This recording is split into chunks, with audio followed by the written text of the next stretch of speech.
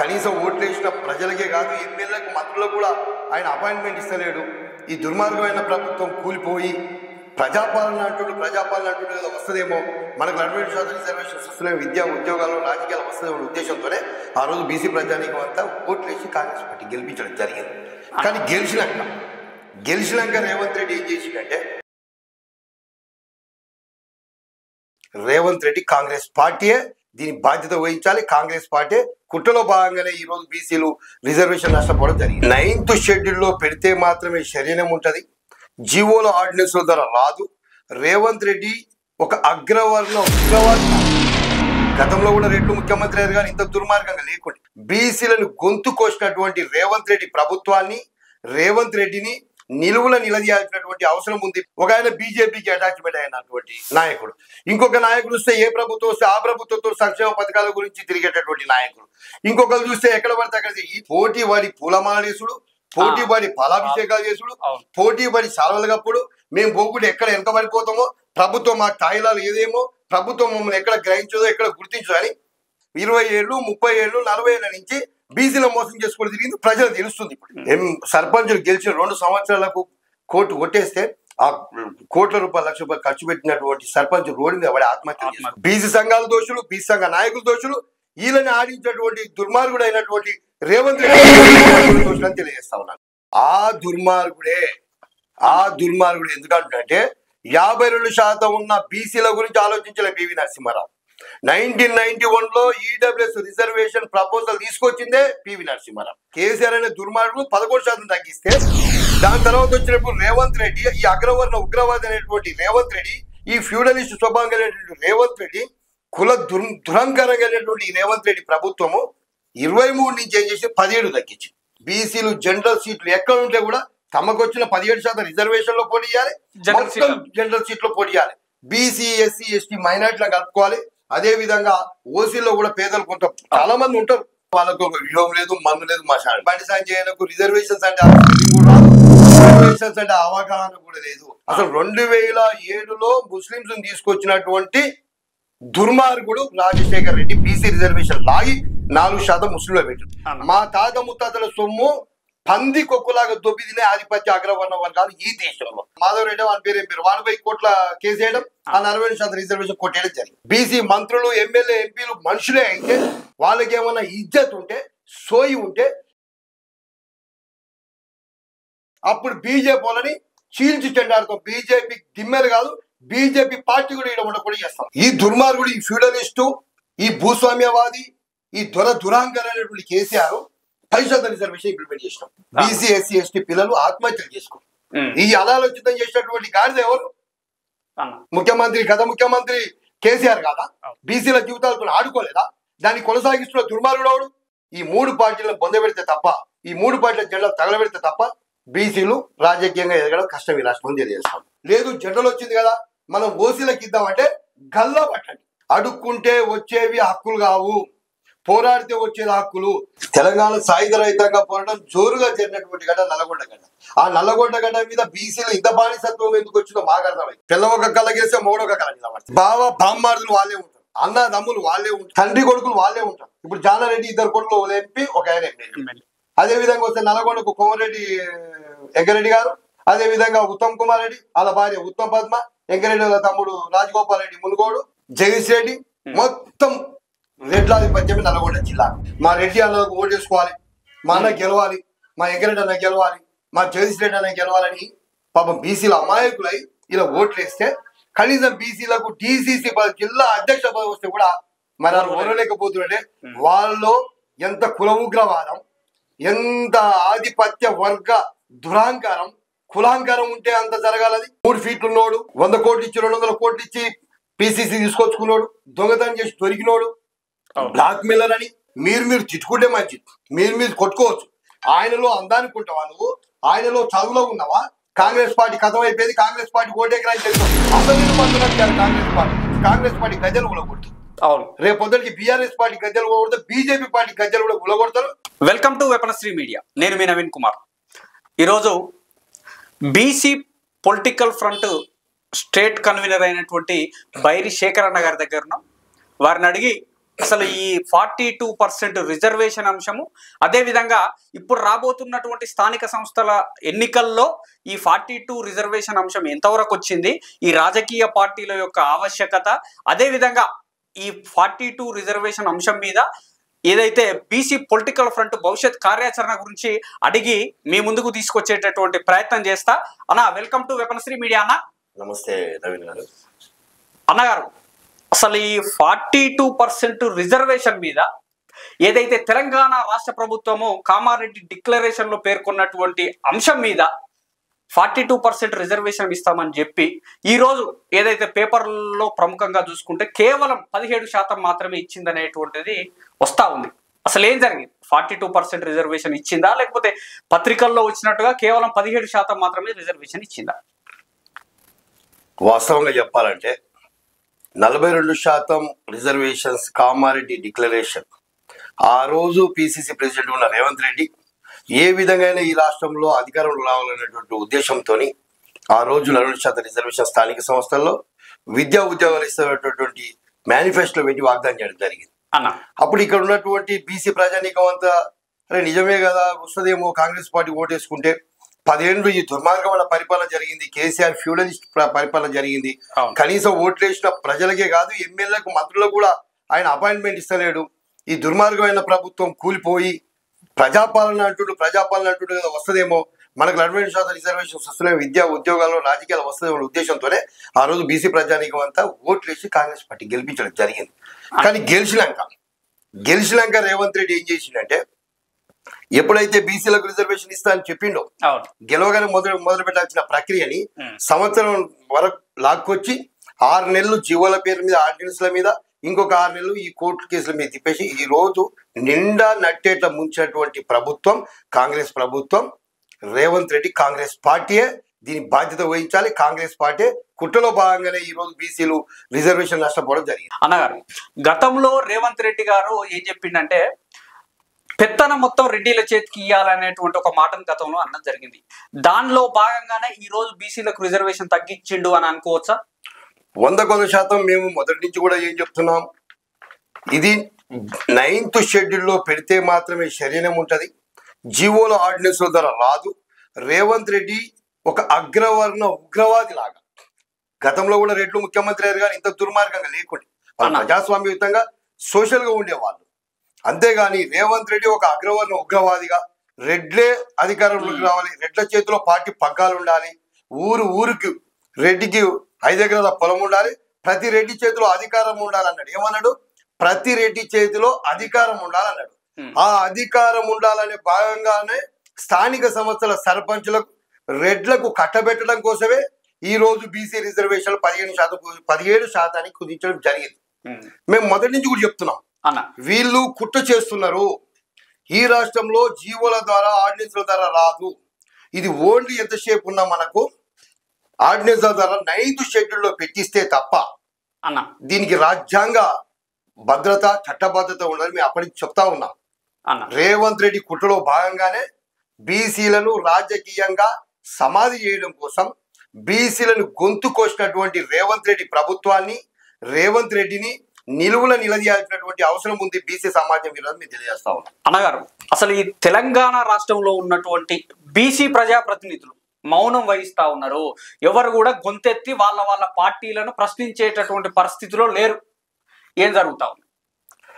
వాస్తవం చెప్పాలంటే మేము మొదటి నుంచి ఒకటే చెప్పినాం, ఇప్పుడున్నటువంటి పిసిసి ప్రెసిడెంట్, అదేవిధంగా మధుయాషి గారు, అదేవిధంగా కొండా సురేఖ గారు, పొన్నం ప్రభాకర్ గారు, సీతక్క గారు, వీళ్ళందరికీ మేము ఒకటే చెప్తా ఉన్నాం. వాకిలి సిఆర్ గారు కూడా ఒకటే చెప్తా ఉన్నాం. ఆ రోజు నుంచి మేము 42% రిజర్వేషన్ తీసుకొస్తున్నాం అని చెప్పింది మీరు, బీసీ ప్రజల్ని మభ్య పెట్టింది మీరు, పీసీ సంఘాలను కొన్నింటిని మీ దుక్కు తిప్పుకున్నది మీరు. ఆ రోజు నుంచే 9th షెడ్యూల్ కోసం మీరు పోరాటం చేసి ఉంటే ఈ రోజు ఈ ప్రాబ్లం వచ్చేది కాదు. రేవంత్ రెడ్డి ఏం చేసిండు, బీసీ సంఘాలు ఏదో మీటింగ్ లో పెట్టుకున్నా బీసీ రిజర్వేషన్ల కోసం బీసీ ప్రజాప్రతినిధులు పంపడం జరిగింది. బీసీ ప్రజాప్రతినిధులు వచ్చి 42% రిజర్వేషన్ మేము తీసుకొస్తాం, మేమే పట్టుకొస్తాం 42% రిజర్వేషన్స్, మీరు నిశ్చితంగా ఉండండి, చేసేది కాంగ్రెస్ పార్టీ, వాగ్దానం ఇచ్చింది కాంగ్రెస్ పార్టీ, మేమే ఇస్తామని చెప్పినటువంటి బీసీ ప్రజాప్రతినిధులు ఇప్పుడు మీ మొక్క వేడ పెట్టుకుంటారని మేము అడుగుతా ఉన్నాం. కనీసం బుద్ధి జ్ఞానం ఉండాలి కదా. ఈ రోజు మీతో పాటు ఉన్నటువంటి బీసీ సమాజాన్ని కనీసం సర్పంచులు, వార్డు మెంబర్లు, ఎంపీటీసీలు, జెడ్పీటీసీలు కాకుండా కుట్రపడుతున్నటువంటి కాంగ్రెస్ పార్టీలో ఉన్నటువంటి ఫ్యూడలిస్టు, పటేళ్లు, రెడ్లు వీళ్ళతో ఒకటై బీసీలని రాజకీయంగా ఎదగకుండా బీసీ రాజకీయ జీవితాన్ని మరణశాసనం రాస్తున్నటువంటి ఈ కాంగ్రెస్ రేవంత్ రెడ్డి ప్రభుత్వాన్ని మీరు ప్రశ్నించకుంటే ఎట్లా? మీరు ప్రశ్నించాలి కదా. బీసీలకు 40% రిజర్వేషన్ ఇస్తా అని చెప్పింది మనం, వాగ్దానం చేసింది మనం. ఖచ్చితంగా 40% రిజర్వేషన్ వచ్చిన దాకా ఈ పోరాటాన్ని బీసీ ప్రజాప్రతినిధులు ఆపకూడదు. అందుకే మేము బీసీ ప్రజాప్రతినిధులు ఒకటి చెప్తున్నాం, మీ పదవులకు రాజీనామా చేయాల్సినటువంటి అవసరం ఉంది. తెలంగాణ ఉద్యమం ఉపయోగిస్తున్న ఎగుస్తున్నప్పుడు, తెలంగాణ ఉద్యమంలో ప్రజలు సమాజం మమేకమైనప్పుడు ప్రజాప్రతినిధులు కూడా ఆ రోజు ఇంటికాడ పోయి ధర్నాలు చేసి వాళ్ళ మీద దాడులు చేయడం జరిగింది. ఆ రోజు ప్రజాప్రతినిధుల మీద ప్రజాప్రతినిధులు ఆ రోజు రాజీనామా చేసి బయటకు వచ్చి తెలంగాణ జేఏసీ పెట్టుకొని కొట్టినటువంటి సందర్భం. ఈ రోజు కూడా బీసీ ప్రజాప్రతినిధులు అందరూ మూకుముడిగా రాజీనామా చేయాల్సినటువంటి అవసరం ఉంది. ఎందుకంటే రేవంత్ రెడ్డి వాళ్ళ రెడ్లని ఎట్లా ప్రొటెక్ట్ చేసుకుంటాడు? రేవంత్ రెడ్డి సలహాదారులు, ముఖ్యమంత్రి ముఖ్య సలహాదారుల్లో మొత్తం రెడ్లే ఉన్నారు. ఆయన ఇచ్చినటువంటి నామినేటెడ్ పోస్టులు మొత్తం రెడ్లకే ఇచ్చుకోవడం జరిగింది. ఇంకెక్కడి నుంచి బీసీలకు న్యాయం జరుగుతుంది? అందుకే మేము మొదటి నుంచి కూడా చెప్తున్నాం, బీసీ ప్రజా ప్రతినిధులు అక్కడ ఉన్నటువంటి ఎమ్మెల్యేలు కానీ, ఎంపీలు కానీ, మంత్రులు కానీ మీరు రేవంత్ రెడ్డి గారి మీద ఒత్తిడి తీసుకురావాలి. జీవో నెంబర్ 46 రద్దు చేయించిన దాకా ఈ ఎలక్షన్ జరగకూడదని మేము తెలుపుతున్నాం. అన్నగారు, గతంలో ఈ రేవంత్ రెడ్డి గారికి ఏదైతే మన బీసీ సంఘాల నాయకులు పాలాభిషేకాలు, ఆ పూలాభిషేకాలు, పాలవర్షం ఇవన్నీ చేశారు. ఇప్పుడు అదే పాలాభిషేకాలు చేసినటువంటి నాయకులంతా కనుమరుగయ్యేటువంటి పరిస్థితి కనిపిస్తా ఉంది. ఎవరు కూడా బహిరంగంగా వచ్చి మీడియా ముందుకు వచ్చి రేవంత్ రెడ్డి గారిని ప్రశ్నిస్తలేదు. ఈ పాలాభిషేకాలు చేసినటువంటి నాయకులు ఇక్కడ దాచుకున్నారు.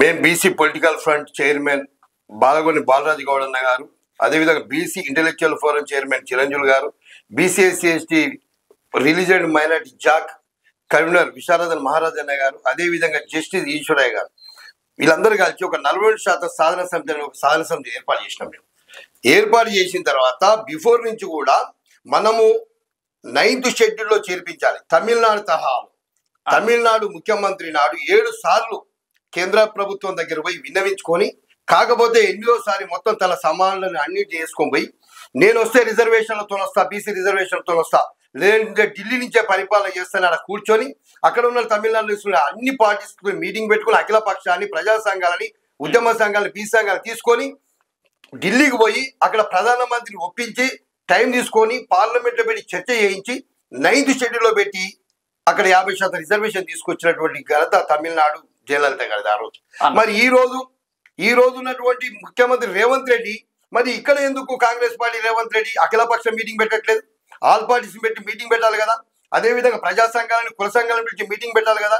వీళ్ళందరినీ తీసుకొని ప్రధానమంత్రి దగ్గరికి వెళ్ళి రాష్ట్రపతితో సమయం తీసుకొని పార్లమెంట్లో పెట్టి చర్చ జరిపించి రాజ్యాంగ సవరణ చేసి 9th షెడ్యూల్లో పెట్టిస్తే ఒక తల్లి గర్భంలో ఉండేటువంటి సురక్షితంగా ఉంటుంది బీసీ రిజర్వేషన్స్ అని మా 40% సాధన సమితి, మా political front chairman Balagonda Balaraju Goud గారు, చిరంజీవి సార్ గారు ఎన్నో దఫాలుగా మేము మొత్తుకోవడం జరిగింది.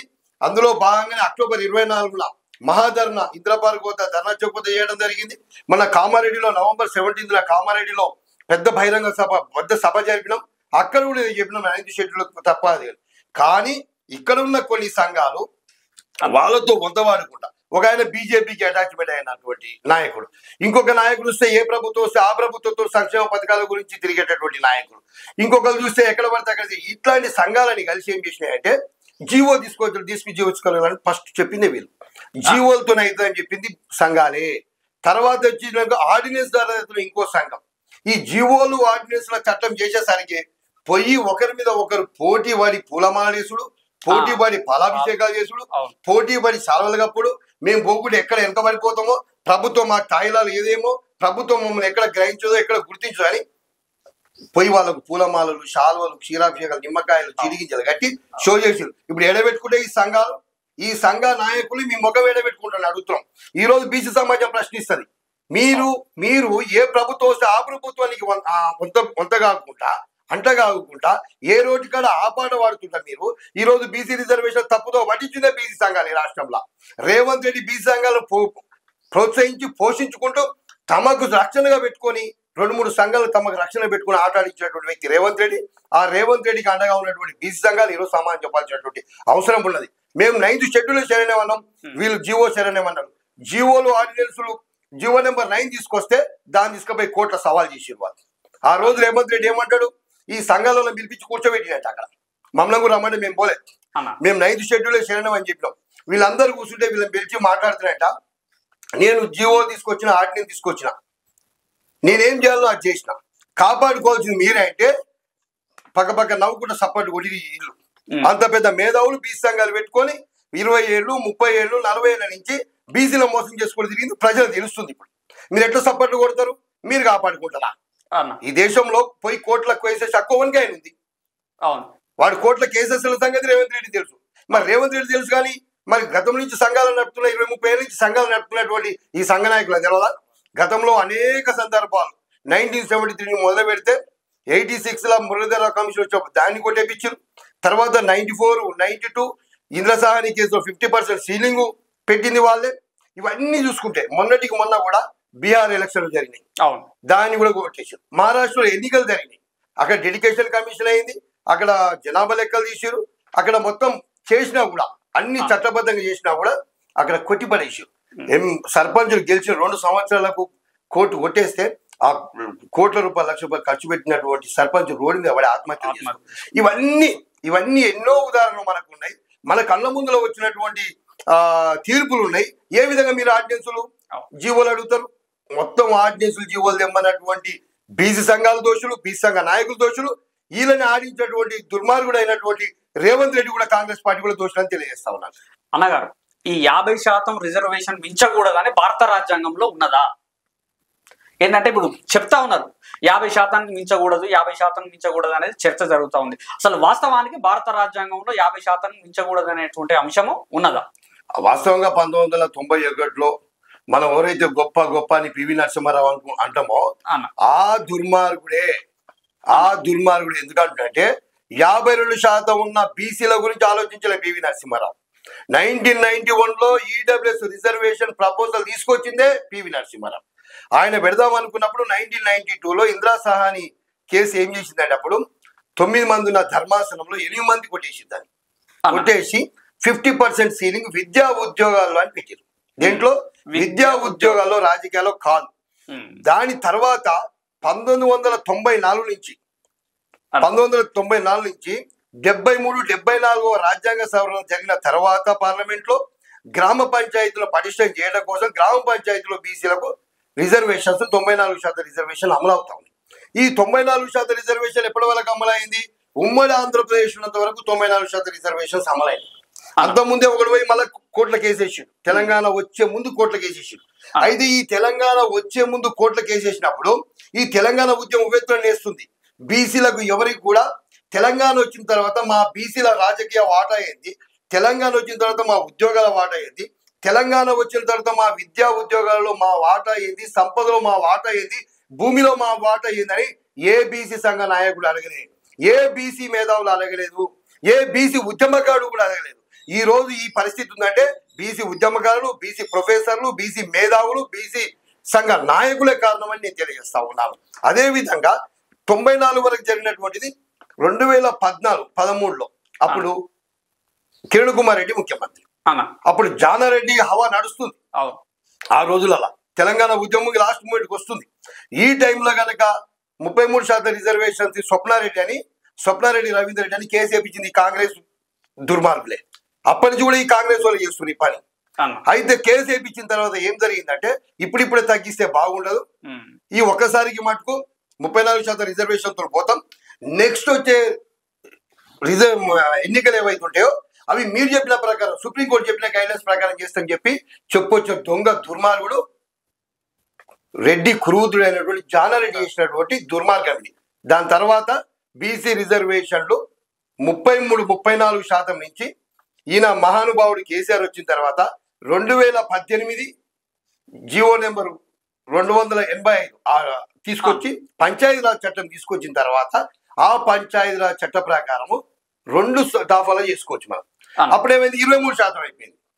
అంటే 12,735 గ్రామాలు ఉంటే 2800 పైచీలకు 2019 స్థానిక సంస్థల ఎన్నికలు వచ్చినాయి. అవును, టీఆర్ఎస్ గవర్నమెంట్ ఉన్నప్పుడు 34% 23% తగ్గిపోయింది.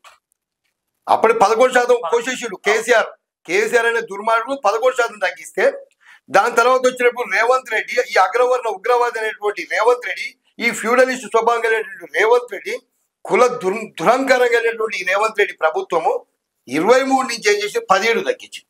అంటే 2019 స్థానిక సంస్థల ఎన్నికల్లో 12,735 గ్రామాలకు 2,800 సర్పంచులు వస్తే, ఈ రోజు 2025 సర్పంచ్ ఎన్నికల స్థానిక సంస్థల ఎన్నికల్లో అవే 12,735 గ్రామాలకు 2,176 వస్తాయి. 42% రిజర్వేషన్ తీసుకొస్తున్నటువంటి రేవంత్ రెడ్డి కనీసం 25% 30% వర్కౌట్ కావాలి.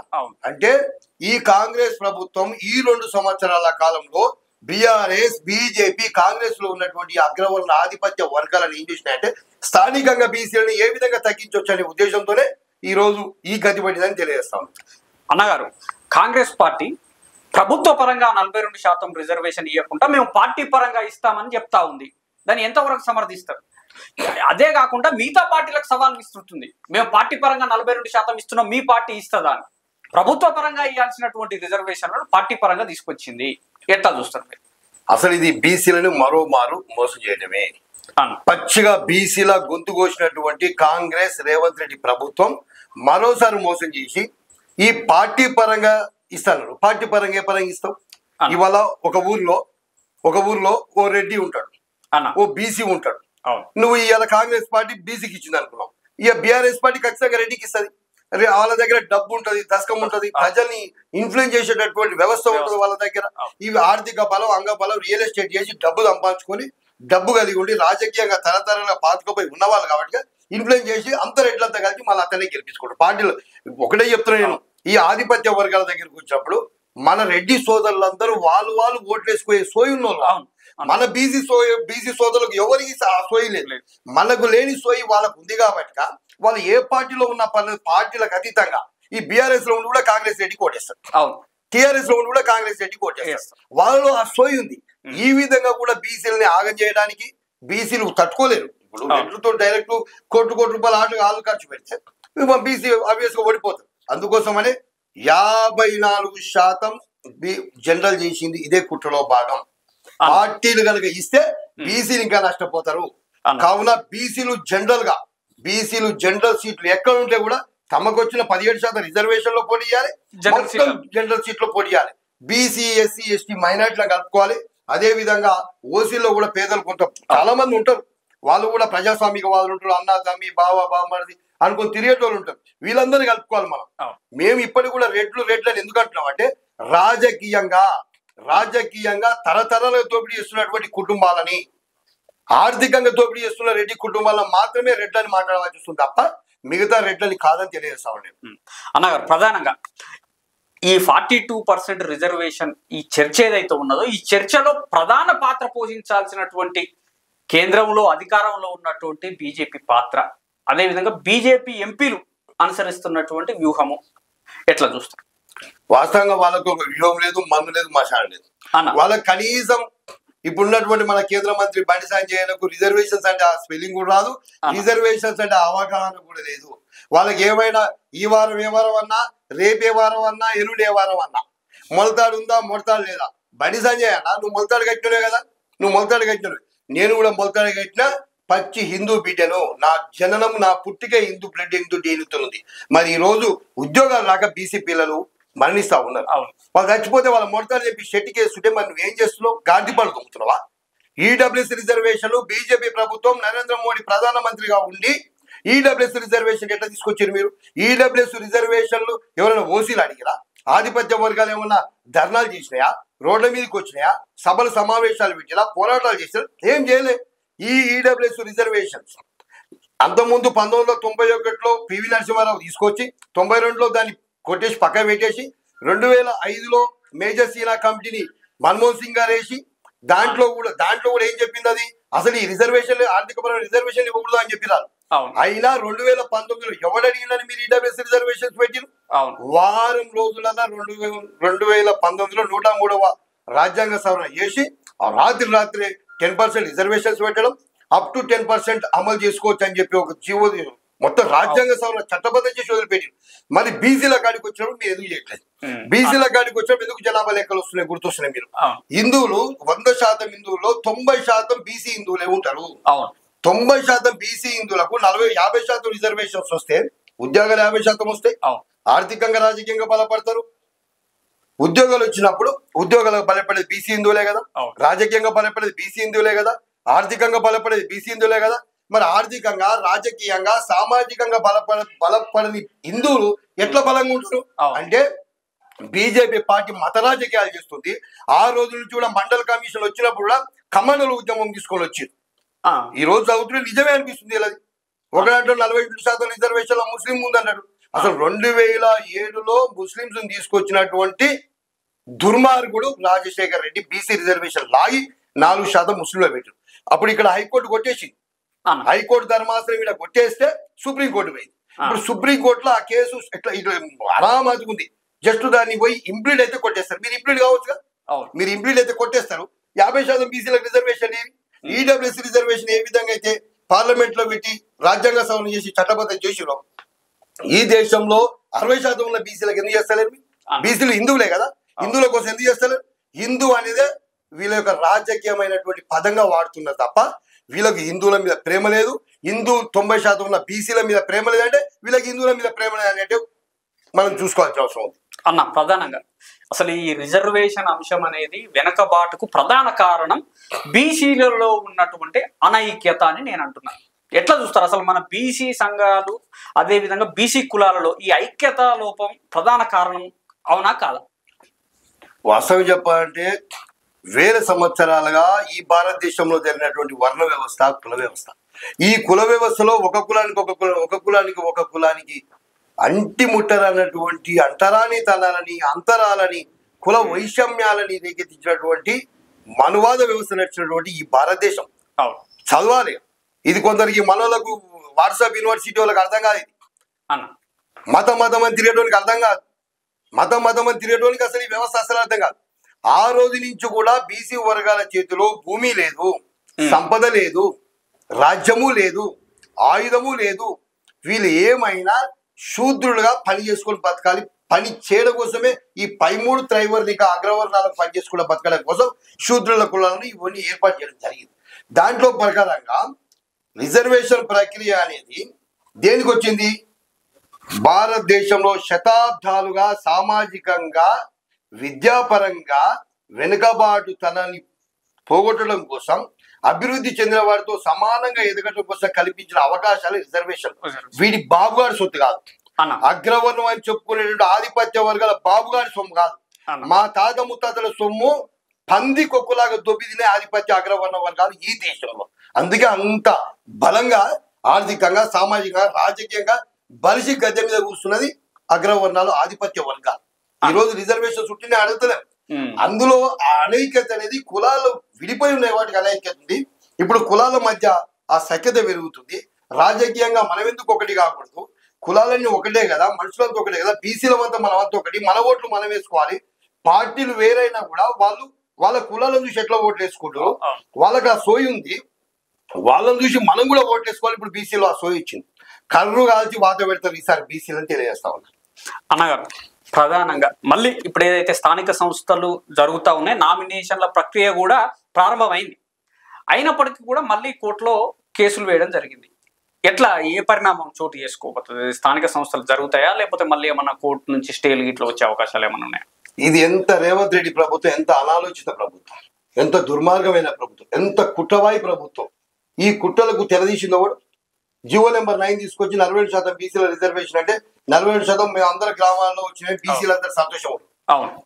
కొన్ని చాట ఈ రొటేషన్ విధానంలో కొన్ని చోట్ల ఏమైంది, ఎస్సీలకు కూడా వచ్చింది. ఎస్సీ సోదరులు అంత ఆనందంగా ఉంటారు. వాళ్ళు ఆనందంగా ఉన్న సమయంలోనే మా మాధవ్ వాని పేరు ఏం పేరు వాడిపై కోట్ల కేసు వేయడం, ఆ 47% రిజర్వేషన్ కొట్టేయడం జరిగింది. అప్పటికి వీళ్ళు ఖర్చు పెట్టుకో 5 సంవత్సరాల నుంచి బీసీలు తాపించి తినిపించి వానికి ఏం ప్రాబ్లం వచ్చినా, ఊర్లో ఏ సమస్య వచ్చినా అన్ని వదిలిపెట్టుకొని పోలీస్ స్టేషన్లు, రెవెన్యూ ఆఫీసులకు, వీళ్ళకి నల్గొండ అంటే నల్గొండ, హైదరాబాద్ అంటే సావులకు, బతుకులు, మంచి చెడులు ఖర్చు పెట్టి తిరిగిన నాయకులు ఇంకా మేము సర్పంచ్లం అవుతాం, మేము ఏదో ఊరికి సేవ చేసుకుంటాం అనేటటువంటి ఉద్దేశంలో ఉన్న వాళ్ళ మీద నీళ్లు చల్లి 9th షెడ్యూల్ తీసుకుని 9th జీవో తీసుకొచ్చి దానికి కొంచెం అవతల పడేసి 40% రిజర్వేషన్. దాని తర్వాత మళ్ళీ ఇమ్మీడియట్ తీసుకొస్తే ఇవాళ పోయి మళ్ళీ కోర్టుల కేసులు పడ్డాయి. మరి ఇలా ఎవరు బాధ్యులు? అందుకే మేమేం చెప్తున్నాం, ఇది కోర్టులో తేలాలి, ఇది కోర్టులో తేలాలి. ఇది కోర్టులో తేలినంత వరకు ఎన్నికలు జరుగుతాయి ఈ రాష్ట్రంలో. జీవో నెంబర్ 46ని వెంటనే రద్దు చేయాలి.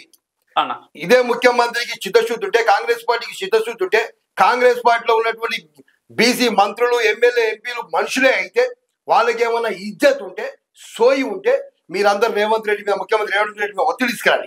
అఖిలపక్షాన్ని పెట్టాలి, ఆల్ పార్టీస్ మీటింగ్ పెట్టాలి, బీసీ సంఘాలు, ప్రజా సంఘాలు అన్ని పార్టీలను తీసుకోవాలి. ఇక్కడ ఉన్నటువంటి టీఆర్ఎస్ పార్టీ అధినాయకులు కూడా తీసుకొని, బీఆర్ఎస్ పార్టీ అధినాయకులు తీసుకొని పోయి సెంట్రల్ పోయి ప్రధానమంత్రి నరేంద్ర మోడీతోని సమయం తీసుకొని పార్లమెంట్ లో ఇప్పుడు శీతాకాల సమావేశాలు జరుగుతాయి డిసెంబర్ 1 నుంచి పార్లమెంట్ లో పెట్టి చర్చించాలి. ఎన్డీఏ కూటమికి కాంగ్రెస్ పార్టీకి 235 మంది ఎంపీలు ఉన్నారు, ఓ 40 నుంచి 50 మంది రాజ్యసభ సభ్యులు ఉన్నారు. మీరు లొల్లి పెట్టండి. ఓట్ చోరీ మీద నువ్వు లొల్లి పెడతావు, నెలతరమని పుల్వామా మీద లొల్లి పెడతావు. 60% ఉన్న బీసీల జీవితాల గురించి లొల్లి పెట్టవా? 60% ఉన్నటువంటి బీసీలు 80 కోట్ల మంది బీసీలు ఈ దేశంలో ఉంటే వాళ్ళకి విద్యా ఉద్యోగాల గురించి నువ్వు కొట్లాడవా? వాళ్ళకి రాజకీయంగా స్థానం కలగడం కోసం నువ్వు కొట్లాడవా? మరి దేనికోసం కొట్లాడుతున్నావు? కాంగ్రెస్ పార్టీ సిద్ధశుద్ధి ఉంటే ఫస్ట్ అఖిలపక్షం వేసుకొని ఢిల్లీ పోవాలి, దాని తర్వాతనే నువ్వు ఎన్నికలు చేయాలి. అప్పుడు కనుక ఢిల్లీలో కనుక పార్లమెంట్ లో పెట్టకపోతే అప్పుడు బీజేపీ వాళ్ళని చీల్చి చెండాడుతాం. బీజేపీ దిమ్మెలు కాదు, బీజేపీ పార్టీ కూడా ఇక్కడ ఉండకుండా చేస్తాం. ఎప్పుడు మీరాడి పోయిన తర్వాత వాళ్ళు మేము పెట్టనంటే ఈ ఇద్దరి మధ్యన ఒక అఘోర ఉన్నాడు. అఘోర కేసీఆర్, ఓ దుర్మార్గమైన అఘోర. ఈ అఘోర ఎలాంటి అఘోర అంటే అప్ టు 10% రిజర్వేషన్ ఈడబ్ల్యూఎస్ అని చెప్తే అప్ టు 10% 1 నుంచి 10% పెట్టుకోవచ్చు. ఈ దుర్మార్గుడు, ఈ ఫ్యూడలిస్టు, ఈ భూస్వామ్యవాది, ఈ దురహంకారం అనేటువంటి కేసీఆర్ 10% రిజర్వేషన్ ఇంప్లిమెంట్ చేసినాం. అరే మనిషి అనేటోనికి, అన్నం తినేటోనికి సోయి ఉండాలి కదా.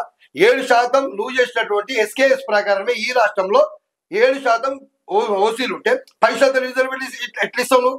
60% ఉన్న వాళ్ళకి 25% ఎట్లా ఇంప్లిమెంట్ చేస్తావు? 2-3% ఓసీలలో 100% పేదలు ఉంటారు, 1%, 2% పేదలు ఉంటారు, ఏ కులంలో పేదలు ఉంటారు. ఆ 1%, 2% పెట్టకపోయినా 7%కి 10% రిజర్వేషన్ సెట్. ఎస్సీ ఎస్టీల కంటే మించి రిజర్వేషన్ అనుభవిస్తారు. మొన్న వచ్చిన ఉద్యోగాల్లో 52% రిజర్వేషన్ ఓసీలు కొట్టుకపోయింది. బీసీ, ఎస్సీ, ఎస్టీ పిల్లలు ఆత్మహత్యలు చేసుకో. ఈ అనాలోచితం చేసినటువంటి గాడిద ఎవరు? ముఖ్యమంత్రి, గత ముఖ్యమంత్రి కేసీఆర్ కాదా? బీసీల జీవితాలతో ఆడుకోలేదా? దాన్ని కొనసాగిస్తున్న దుర్మార్గుడు ఎవడు? రేవంత్ రెడ్డి కాదా?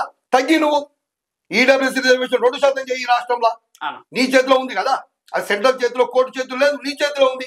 నామినేటెడ్ పోస్టులు నీ చేతిలో ఉన్నాయి. నీ చేతిలో ఉన్న నామినేటెడ్ పోస్టులు లేవు. సీఎం ముఖ్య సలహాదారులు బీసీలను పెట్టుకో. ప్రధానమైన పోస్టుల్లో బీసీలు ఏడ ఉండరు. బీసీలకు ఒక రిజర్వేషన్ లో ప్రమోషన్ ఉండవు. మరి బీసీలు ఏం కావాలి రాష్ట్రంలో? అందుకే ఒకటే చెప్తున్నాను, బీసీ ప్రజలారా, వీళ్ళని ఓడిస్తే తప్ప, ఈ 3 పార్టీలను పొందబెడితే తప్ప, ఈ 3 పార్టీల జెండా తగలబెడితే తప్ప బీసీలు రాజకీయంగా ఎదగడం కష్టం ఈ రాష్ట్రం తెలియజేస్తాం. ఇప్పుడు రాబోతున్నటువంటి స్థానిక సంస్థల్లో బీసీ, తెలంగాణ రాష్ట్రంలో ఉన్నటువంటి బీసీ సమాజానికి ఒక బీసీ సంఘం నాయకునిగా మీరు ఇచ్చేటటువంటి సూచనలు, సలహాలు చెప్పండి. ఈ రాష్ట్రంలో ఉన్నటువంటి బీసీ ప్రజాప్రతినిధులు ఎవరైతే సర్పంచులు, ఎంపీటీసీలు, జెడ్పీటీసీలు, వార్డు మెంబర్ కావాలనుకుంటారు, బీసీ సోదరులారా, సోదరిమణులారా, 2019లో 23% రిజర్వేషన్స్ గత ప్రభుత్వం 34 నుంచి 23 కుదించింది టీఆర్ఎస్ ప్రభుత్వం. ఈయన 42% తీసుకొస్తానని చెప్పి ఇవాళ 17% తీసుకొచ్చింది కాంగ్రెస్ ప్రభుత్వం. రేవంత్ రెడ్డి ఈ 2 సంవత్సరాల కాలంలో బీసీలకు రిజర్వేషన్స్ ఏ విధంగా ఇవ్వాలని ఆలోచన చేయలేదు. 23% రిజర్వేషన్స్ ని కూడా ఏ విధంగా తగ్గించాలనే ఆలోచనలో భాగంగానే వీళ్ళు 2011 జనాభా లెక్కల ప్రకారం సర్పంచ్లని రిజర్వేషన్ ఏర్పాటు చేశారు. 2024 జనాభా లెక్కల ప్రకారం వార్డు మెంబర్లు చేశారు. ఎంత దుర్మార్గం! 2011 ఎందుకు చేసినట్టు? బీసీలకు రిజర్వేషన్స్ ని గత ప్రభుత్వం ఏ విధంగా ఆర్డినెన్స్ తీసుకొచ్చి 2018 పంచాయతీరాజ్ చట్టం 285 జియో వేసుకో దాని మీద చేసిందో, ఆర్డినెన్స్ తీసుకొచ్చి చేసిందో, దాన్ని కొనసాగించినా కూడా 2800 వచ్చు కదా. 2019లో 12,735 గ్రామాలకు 2,800 పైచీలకు సర్పంచ్లు వచ్చినాయి. ఇవాళ రేవంత్ రెడ్డి తీసుకొచ్చినటువంటి ఈ రోజు రిజర్వేషన్లలో 12,735 గ్రామాలకు 2,000 ఒక్కొక్కటి వచ్చినాయి. 2176 సర్పంచులు వచ్చాయి. అంటే 700 చిల్లర సర్పంచులు కోల్పోయిన మనం రేవంత్ రెడ్డి కాంగ్రెస్ ప్రభుత్వం బీసీలను పూర్తిగా రాజకీయంగా సమాజ్ చేయడం కోసం బీసీల రాజకీయ జీవితానికి మరణ శాసనం రాసినటువంటి బల్లాల దేవుడు మన రేవంత్ రెడ్డి అని నేను తెలియజేస్తా ఉన్నా. అందుకే రెడ్లని ఏ ఊర్లో సర్పంచులు వేసినా కూడా మీరు బీసీలు మొత్తం వేయండి, వచ్చిన 17% వేయండి, మొత్తం జనరల్ సీట్లలో వేయండి. ఎవడన్నా కాంగ్రెస్ పార్టీ వాడు ఉంటాడు ఊళ్ళో అధ్యక్షుడు, బీఆర్ఎస్ పార్టీ ఉంటాడు, బీజేపీ పార్టీ ఉంటాడు, లేదు జనరల్ వచ్చింది కదా మనం ఓసీలకు ఇద్దామంటే గల్లా పట్టండి. వాడు మండల అధ్యక్షుడు కానీ, వాడు గ్రామ అధ్యక్షుడు కానీ, వాడు ఎమ్మెల్యే కానీ గల్లా పట్టినవ్వండి ఒక్కొక్కరి. మేము మా రక్త మాంసాలు మరిగించి మా జీవితం మొత్తం అర్పించి పార్టీలకు సచ్చిన పార్టీల జెండాలు కప్పుకోవాలని మేము అనుకుంటే, గాడిదలారా మీ పార్టీలో మేము బానిసలమా, మీ పార్టీలో మేమేమైనా పాలేరమా, మీరిస్తే మేమేమైనా తీసుకునేది? మాకు ఖచ్చితంగా బీసీలకు మా వాటా మాకు కావాలని పూర్తి జనరల్ సీట్లలో బీసీలు ఎస్సీ ఎస్టీలను కలుపుకొని బీసీ సోదరులు పోటీ చేయాలి.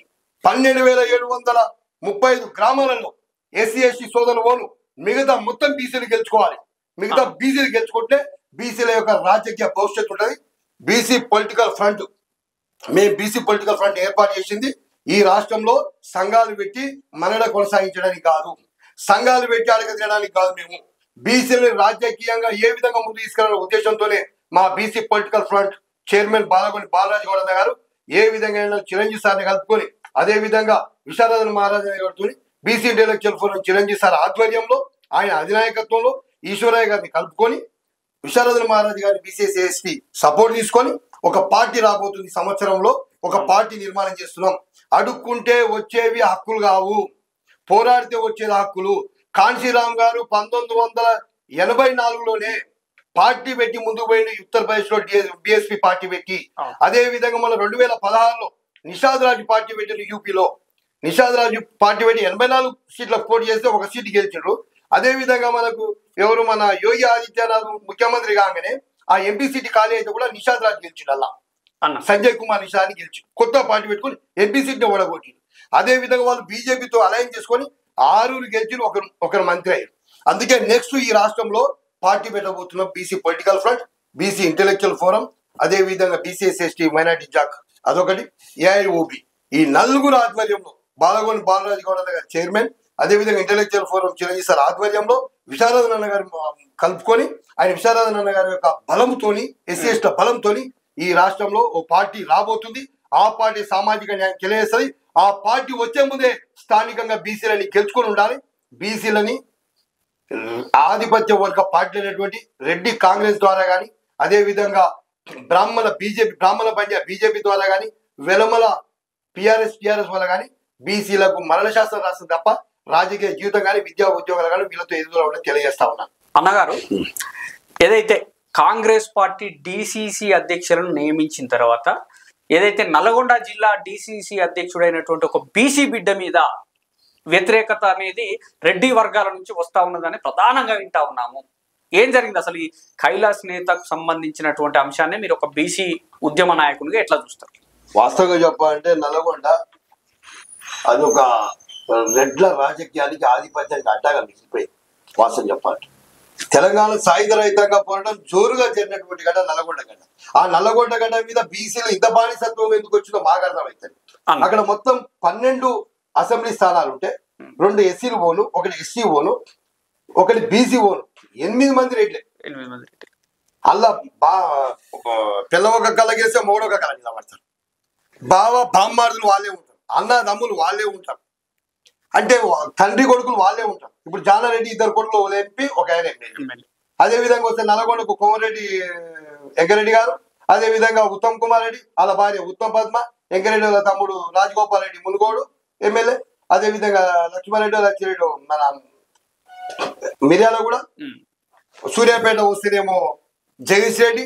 మొత్తం రెడ్ల ఆధిపత్యమే నల్గొండ జిల్లా. వాళ్ళ ఆధిపత్యం అంటే కొనసాగాలని అనుకుంటున్నారు. వాళ్ళని ఇక్కడ ఉన్నటువంటి బీసీలు 70% ఉన్న బీసీలు నల్గొండ జిల్లాలో మా రెడ్డి అన్నకు ఓటేసుకోవాలి, మా అన్న గెలవాలి, మా వెంకరెడ్డి అన్న గెలవాలి, మా జగదీష్ రెడ్డి అన్న గెలవాలని పాపం బీసీల అమాయకులై ఇలా ఓట్లు వేస్తే కనీసం బీసీలకు డిసిసి జిల్లా అధ్యక్ష పదవి వస్తే కూడా మరి ఓరలేకపోతుంటే వాళ్ళలో ఎంత కుల ఉగ్రవాదం, ఎంత ఆధిపత్య వర్గ దురాంకారం, కులాంకరం ఉంటే అంత జరగాలది. అవును ఎస్ పున్నా కైలాస్ తిట్టిరని అంటున్నారు. ఎందుకు తిట్టిరు పున్నా కైలాస్? మీరు తిట్ట రేవంత్ రెడ్డి 3 ఫీట్లు ఉన్నోడు, 100 కోట్లు ఇచ్చి 200 కోట్లు ఇచ్చి పిసిసి తీసుకొచ్చుకున్నాడు, అదే విధంగా దొంగతనం చేసి దొరికినోడు, బ్లాక్ మెయిలర్ అని ఈ మాటలను ఎవరన్నారు? ఈ మాటలని మా రాజగోపాల్ రెడ్డి అని అన్నాడు. ఎవరిని? మా రేవంత్ రెడ్డిని మా రాజగోపాల్ రెడ్డి అని అన్నాడు మునుగోడు నుంచి.